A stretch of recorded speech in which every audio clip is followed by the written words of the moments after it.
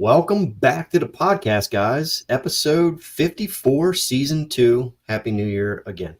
Chris, it's another day.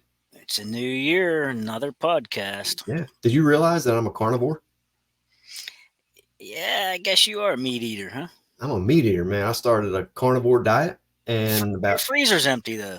no, it's not empty. About 3 weeks ago I started a carnivore diet. I mainly eat meats and fruit. And I lost 9 pounds. I was at 185 and now I'm like 175. But I've been sleeping better. I have more energy, and overall, I just feel better.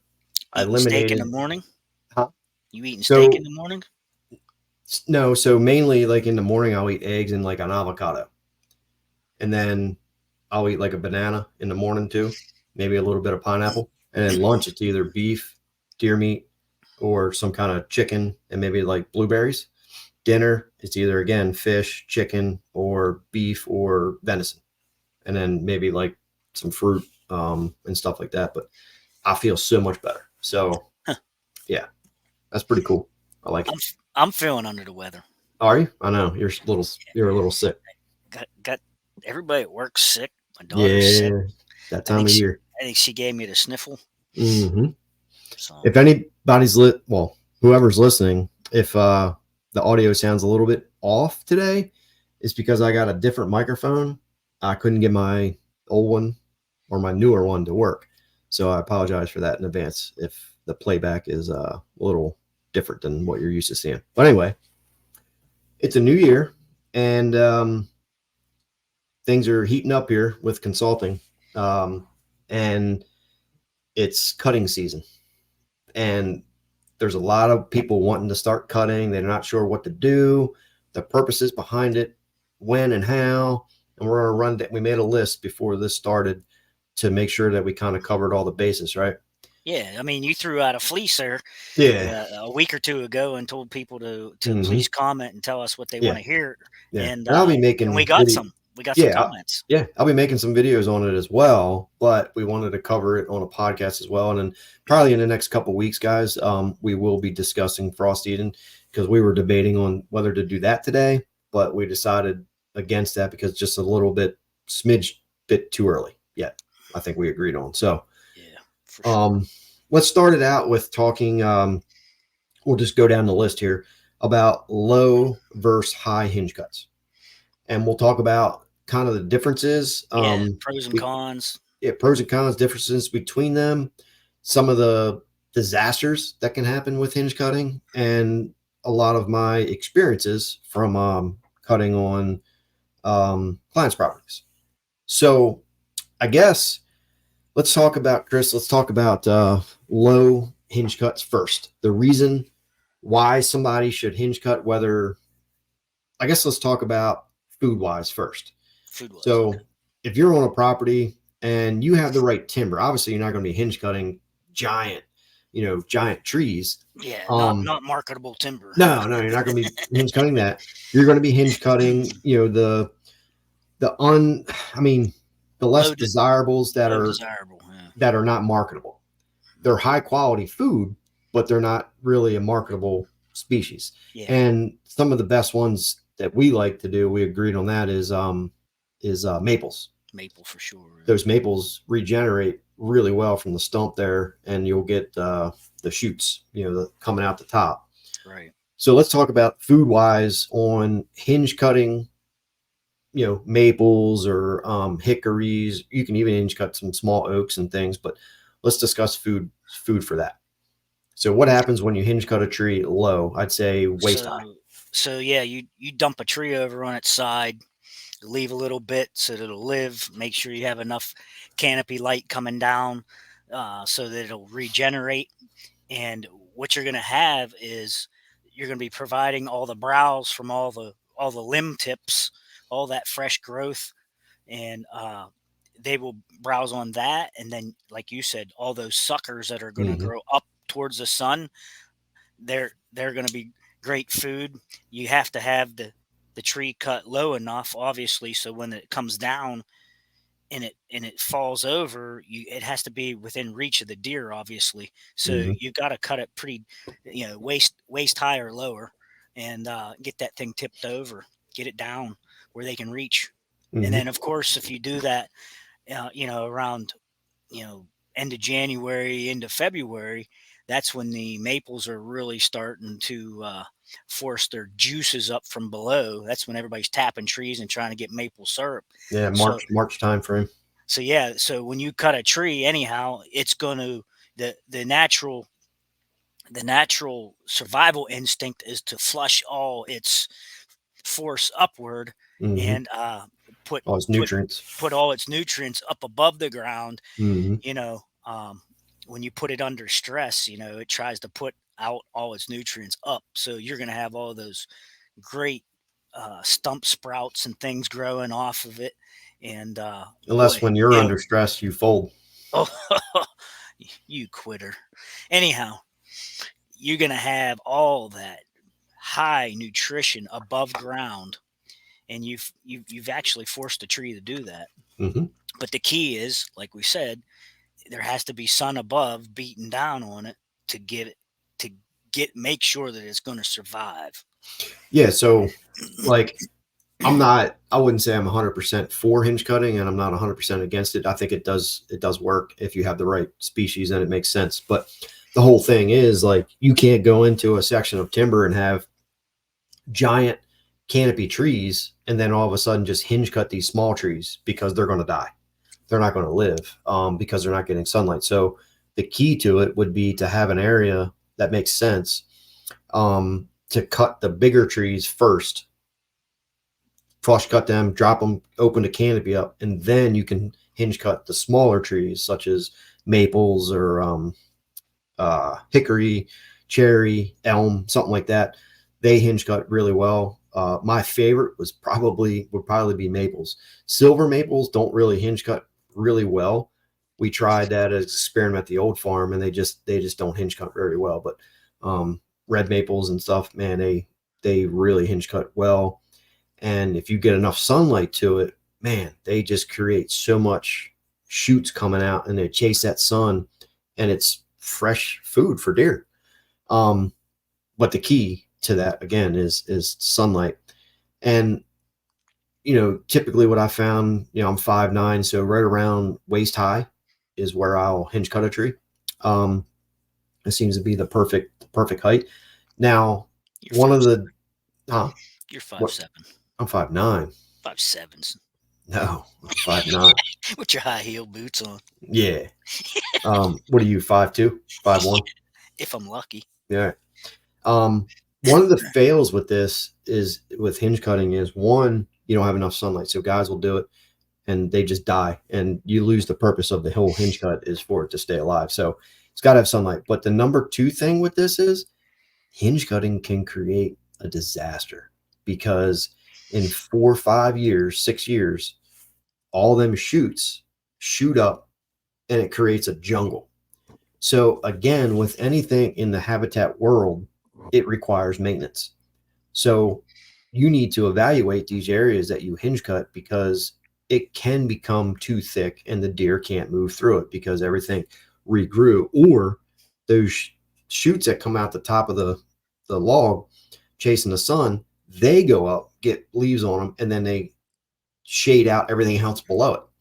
So it's one of them things where you have to constantly evaluate it and work on it and just realize that anytime you start cutting timber and open up sunlight, it creates a jungle and a disaster that has to be Something's maintenance. going to flush. Yes, it's going to have to be maintenance. No matter if you select cut an area, clear cut, you're going to have to get involved with forestry mulching to clean the things up. Or if you hinge cut an area, you have to come back in 4 5 6 whatever it is, depends how much sunlight you get. And you're going to have to re-hinge cut things again, or get a mulcher in there and mulch these things, something.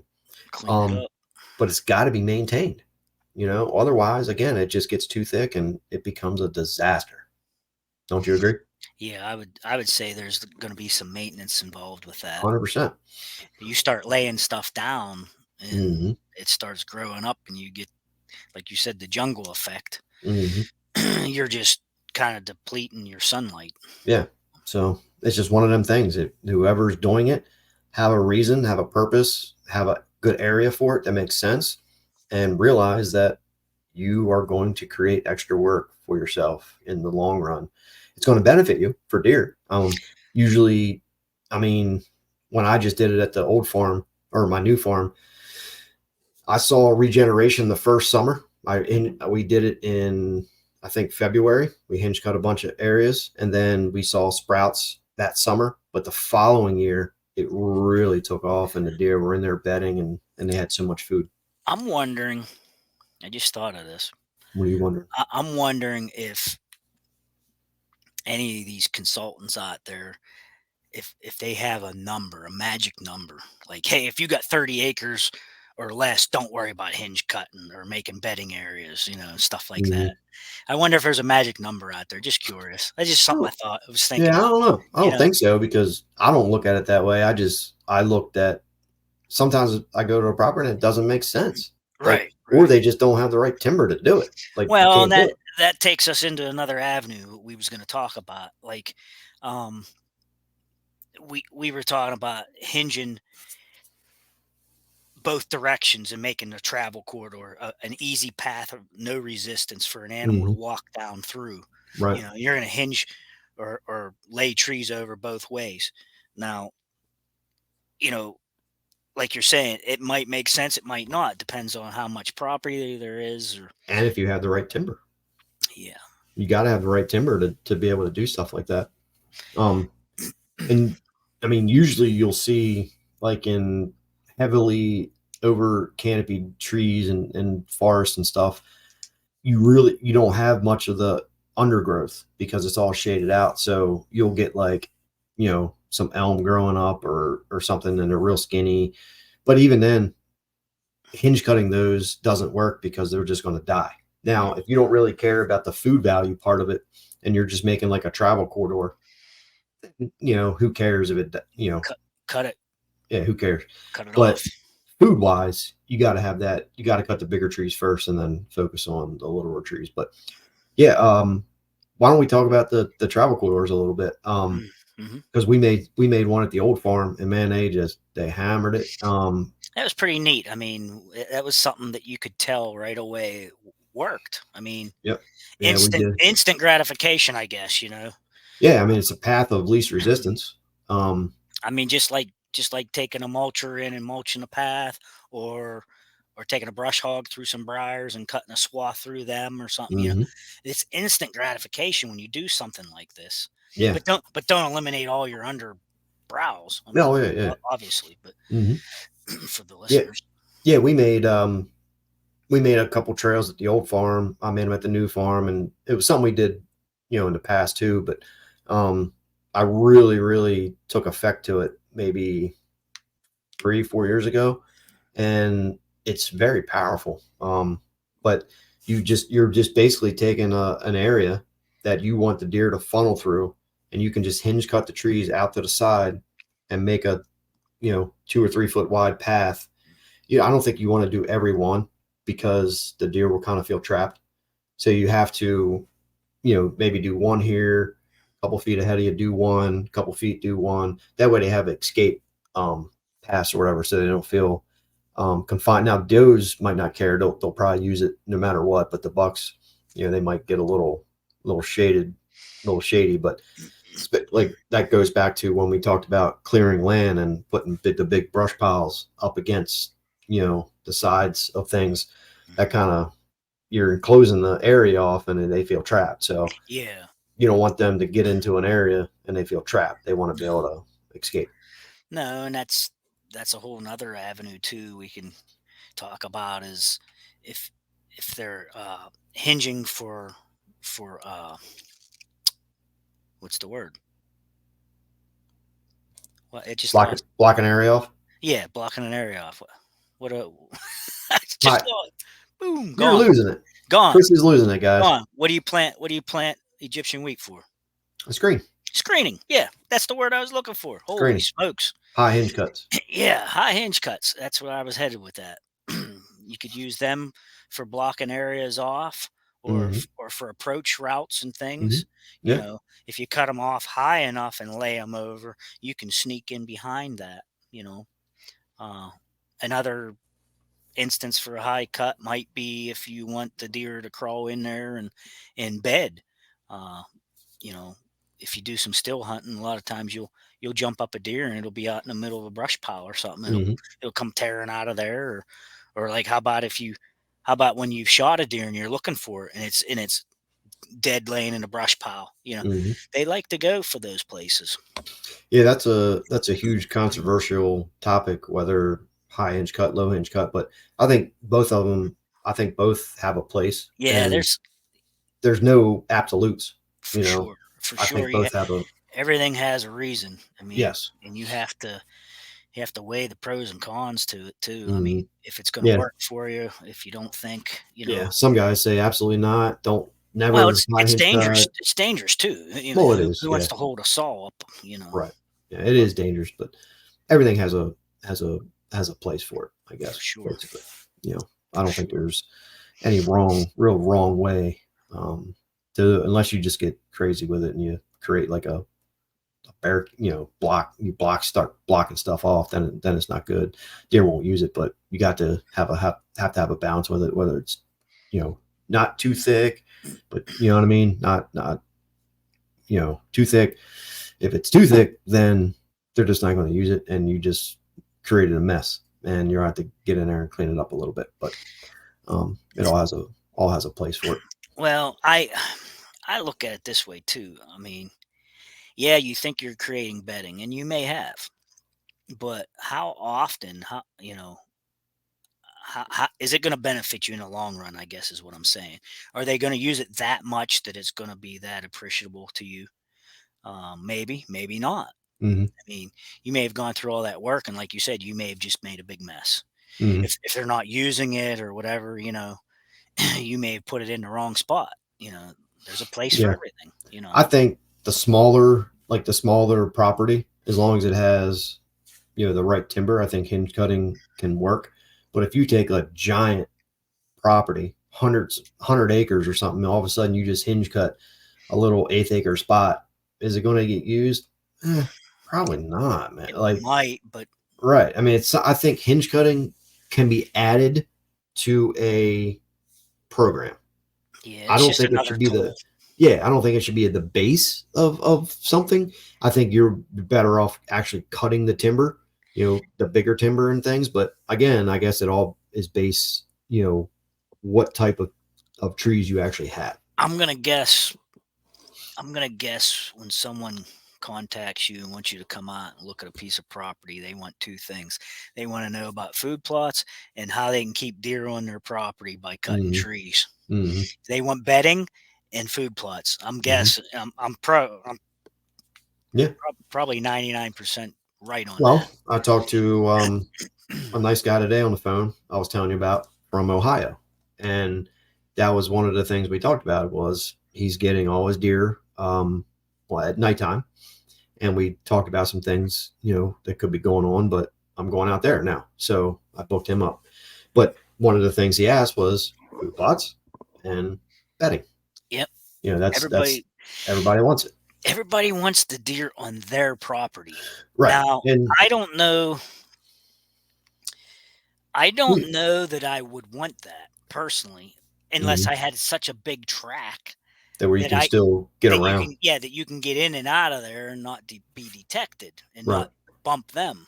Right. If you don't have a big enough tract, I wouldn't worry about where those deer are staying, Hmm. because if you're bumping them, you're not going to end up killing them anyhow. Right. You can make your property worse if it's, Right. if you got a small area and all of a sudden you made this huge jungle for them to bed in. That's why I was saying I wonder if any of these other consultants have a magic number.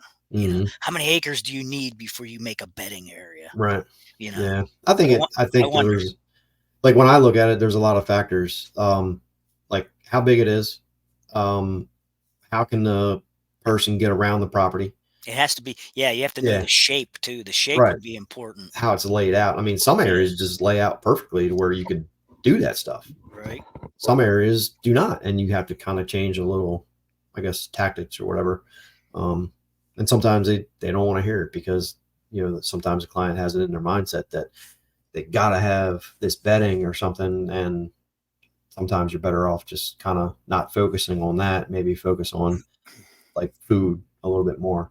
But yeah, so that's kind of the difference between, low versus high, Yeah. and some of the benefits that you can get. But also, again, keep in mind with that is it does require maintenance. Yeah. So Yeah, because it's going to regenerate.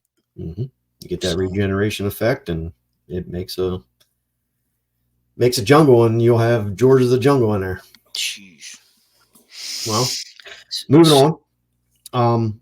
Let's discuss clear cuts versus select cuts. Mm.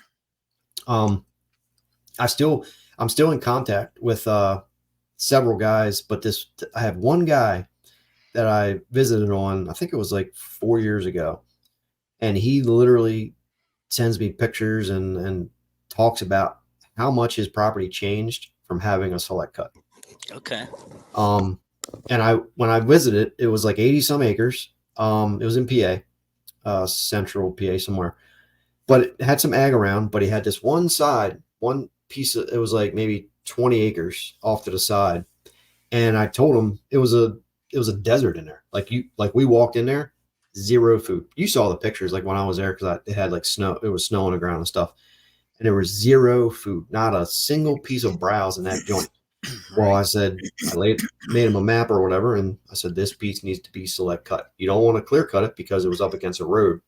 It was in the bottom, kind of went up a hill, then a road was at the top. So if you clear cut it, it's going to be too thin. People can see into your property, because on the other side There'd was be one of, erosion too. right, exactly. Through that woods was going to be a 3-acre food plot. So if you cut it too thick or too thin, then people can see in. It just wouldn't be good. So select cut that. There's a couple little areas that we select cut, but the benefits of that are huge. He is blown away by the amount of food that regrew just by cutting the trees, and the amount of deer that stay in that select cut area. Yeah. I bet. I mean, you had that property up the street from you that gets, select cut and timbered out, right? And then the amount of regrowth is insane. Yeah.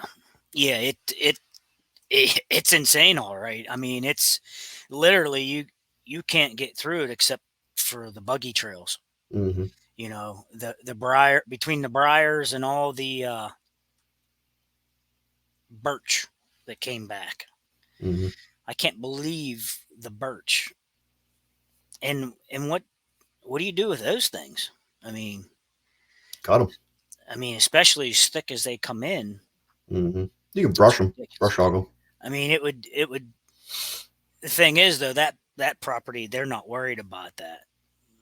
They're some timber companies in there just Yeah, taking. they're all They're in there just to get the money. Yeah, they're just raping it off, and whatever comes back comes back. Right. Now when it reverts back to the landowner here in another year or so, after that lease on the trees is up, I wonder if he'll do anything different. Mm-hmm. I wonder if he'll have a maintenance crew come in and follow up on what was already done, Mm-hmm. because now some of it is already regened 9 years, Mm-hmm. and it's 15, 20 feet tall. Yep. Maple and birch. I love maple. Now, yeah, if you let it go in 40 or 50 years, something, as they compete for light, eventually it'll crown out and canopy, and some of the lesser strengthened twiggy looking things will die off, but it'll Mm-hmm. revert back to woods, but it'll take so long. Yeah, I get that question a lot. They're like, well, if we select cut this, how long is it going to take to get regrowth? And there's no fixed number on it, because it depends on how much they take out and how much sunlight you get.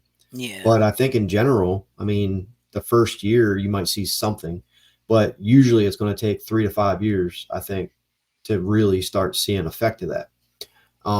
Yeah, you'll get the immediate sunlight. You'll get, they open the sunlight up, so you get the sunlight, and then, the timber, if they take the timber, they're going to leave the tops there most likely. So you got the cover for there, and it creates a bedding area. But then 3 to 5 years, you start getting the real regrowth from there. But again, it's something that has to be maintained. Have you had anybody come up with anything weird and say, "Hey, I want this piece right here clear cut. I want all these trees gone." Have Hmm. you had anybody say that to you? Hmm. What was their idea behind that? What did they want to do with that? They wanted sunlight. Okay. That So they just most wanted natural browse. they wanted natural browse. Yep. They weren't looking to put a plot there. Mm-mm. Or, They okay. just wanted, yeah. They most of the people that had that idea in their head that they wanted to like clear cut was they were, I guess, educated enough to realize that, hey, I need food, so we need to clear cut. Yeah. And some of them was good. Other ones were like, okay, well, I understand what you're saying, but that's not a good area to do that. We need to do it like somewhere else. Yeah. But yeah, so Well, but that also leads us into what the next topic is. We was going to talk about is north facing slopes and south hmm facing slopes. hmm You, yeah. you know, your sun comes up in the east, it travels to the south and sets in the west. hmm So south sides of things are warmer, More temp- browse. temperature wise. It gets more sun, so there's going to be more browse growing on that side of the mountain or whatever it is, hillside, whatever. Yeah, yeah. If you go to hillside that is on south facing, and it's, you know, just because it's on south facing doesn't mean you'll have more browse, but because it could be over canopied, so you might not be getting sunlight in there. But if the south facing, if it makes sense, you can select cut that, then you really get, you know, the But it's regrowth and all that. but it's a smart idea for you when you're visiting properties to go in and ask which way's north, Hmm. you know, and get that. They might not understand that question when you ask it, but you need to know. Hmm. You need to go in there and know which way's north, and then Yep. turn around, look the other way, and be like, "Okay, we're going to start over here." Hmm. And I mean, that's how I would attempt it, Yeah, anyhow. I mean, I have a property I'm visiting next week. It's in West Virginia, and it's all these. I looked at an aerial photo, and it's all these knobs that come up. There's like 4 or 5 knobs, and it's all mountainous. okay. And most of those knobs, that hill is south facing. Hmm. So my idea that I'm before I even go there is he's going to have to get a bulldozer in there on the knobs to create food plots, and then start working our way up the hill to try to make a little bit of bedding, select cuts, and things like that. But yeah, it's all these knobs, and they're all they're flat at the top, but that whole side is all his whole property is virtually south facing. Hmm. So it'd be pretty cool to go there and check that out. I'm not looking forward to being winded climbing mountains, but I hate mountains. But we're going to get it done for them. But you got those north sides, you know, they don't get sun. You know, there's really no sun on them. So, you know, deer might be in there in the summertime because it's cooler. Yeah, you're going to be in a Um, shade. right. They're So going to go for a cool spot. yeah, it's really cool if you have a property that has all of that combined. You know, Yes, that's why I always say like you have to it's be so there to see it, though. yeah, yeah. Someone sends you a map No, it doesn't really help. that doesn't help a whole Yeah, lot. but it's so I always say it's property dependent because a property needs to have so many features for deer to really, really be there. North facing slopes, south facing slopes, ridges, saddles, benches, open areas, select cut area, regeneration, like all this stuff is a perfect property. But not all the properties have that. And sometimes deer just don't want to be there. There's certain areas that they do and certain areas that they don't. So like you can make all these improvements to your property. And if it's just not a property that they want to be at, your your efforts are going to be minimal. Right. It's not going to hurt. It's going to help you a little bit, but it wouldn't help as much as if it's on a property that could have all those features. Yeah. That's Um. that's what would be hard about going into someone's piece of property that just has open timber for 50, 80 acres. Mhm. Yeah, no slope, no rise, no fall, just flat ground. Yeah, Mhm. that'd be hard to come up with a good plan other than clearing out something with a dozer and putting plots in for them for a Mhm. destination plot. Yeah. Other than that, I mean, just a flat piece like that, man, that's hard. Yeah, They yeah, when they there's can come no from any direction, you yeah, know? when there's no pinch points, Yeah, there's nothing. no nothing. It can get tricky. Even hill country can get tricky too because it's like, what do you do? You know, if you gotta have food in there, so do you get a bulldozer? You got to create roads, and it can each one has its challenge, I guess. But yeah, Yeah. why don't we talk about the sunlight on the south side for like food plots where people need to cut to get that sun. Yeah, I mean, obviously, like we just said, you're the majority of the day, the sunlight's coming from the south. Hmm. Obviously, it raises in the east, like I said, and sets in the west. But as we were talking before we came on the air, you get that southwesterly sun, but a lot of times the sun's too low, Hmm. and the tree line sucking up and just giving you filtered sunlight, Right. which is okay too. But ultimately, you want straight on south. Yeah. You know? Anywhere on that south side, if you start cutting, you'll get dramatic more sunlight into your And even. all you need to do is look up. Yeah, just look up. Yeah. Look up, see what needs taken out. And if you need to get somebody in there, if it's too steep of a hill for you, you're not comfortable. Maybe you need to hire somebody. Hmm. So Yeah, yeah, there's foresters.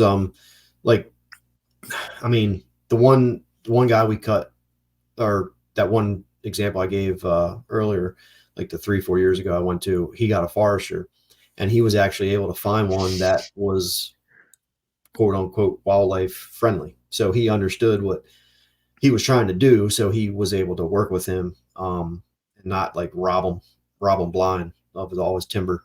Um, so he was able to work with him. And then the guy, the client showed him like the plan that I came up with and stuff. And he liked it, and they were able to work together with it. But yeah, foresters are great, but again, they create a disaster on your property with roads and mud and tree top everywhere. I mean, it gets so all this stuff. It's fun, it's cool to talk about, but when it really comes down to it, it's a mess, man. it's a hassle.